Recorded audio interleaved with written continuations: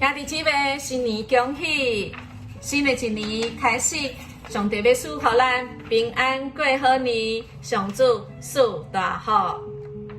新的开始，咱用上帝话来开始一天甲一年，实在是上大的祝福。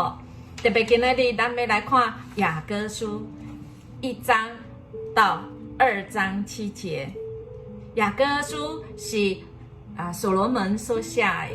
伊用新郎甲新娘中间的爱情来说明基督甲伊的子民的关系，嘛会使来讲是教会中间的疼，基督安怎疼教会，为着教会来舍己。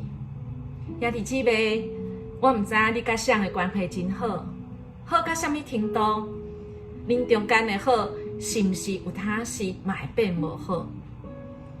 一个人甲另外一个人的关系，那是真好，就大心的，很贴心。当我们与一个人的关系非常好，可以懂得他的心思意念，特别这一位，如果是神，他知道你前面的道路，他知道未来1年，甚至更多，我们这一辈子要走那美好的路，唯有神他看得清楚，唯有神他有大能。而我们如果跟他的关系是非常美好的，我们就知道听见神他的心意是如何，只要我们愿意跟随。在这段经文里面就分成几段落来说渴慕，也就是讲到这个新妇她怎么渴慕这个跟王的关系，跟这个新郎的关系。我们渴慕跟神的关系吗？其实神非常渴慕跟我们一起，只要我们愿意寻找。因为我们本来就是神的心意，是不愿意有一个人沉沦，乃愿人人得救，而且使我们成为他最亲密的。他愿意乐意把他的心意来告诉我们，但是我们人有时候不愿意。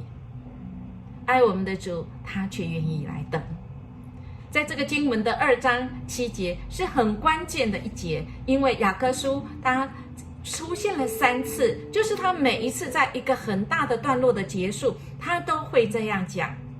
他说：“不要惊动，不要叫醒我所亲爱的，等他自己愿意。”好美的关系，等他自己愿意。在过年期间，我不知道我们跟家人的关系如何。或许因为爱的缘故，我们吵得更凶，因为我们在乎我们愿意等吗？等我们彼此愿意，我们愿意等，在主的爱中抱着盼望来等候，让我的家人也跟主有亲密的关系。神愿意等我们，我们愿意等我们最亲密的爱人吗？愿神赐福大家有美好的一天，有美好的1年的开始。我们一起来祷告。亲爱的主耶稣，我们愿意回应你爱的呼召，求你帮助我们预备好自己，跟你同在同去，享受你为我们预备好的一切美福。奉主耶稣基督的名求，阿们。愿神赐福大家，我们明天见。